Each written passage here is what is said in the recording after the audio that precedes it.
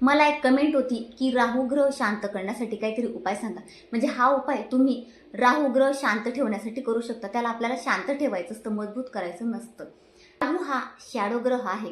राहू आपला खराब झाला तर त्यामुळे काय होतं की आपलं कन्फ्युजन वाढतं.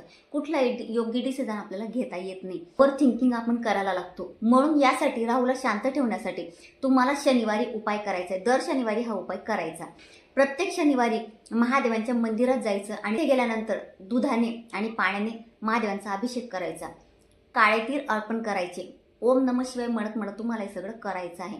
आणि यानंतर तुमच्याकडे बेल असेल, बेलपत्र, जितके बेलपत्र असतील तितके तुम्हाला महादेवांना अर्पण करायचे आहेत. आणि यासोबतच तुम्हाला जो स्क्रीनवर मंत्र दिसत आहे त्या सकाळी 6:15 ते 10 वाजेपर्यंत तुम्हाला या मंत्राचा जप करायचा आहे 108 वेळा.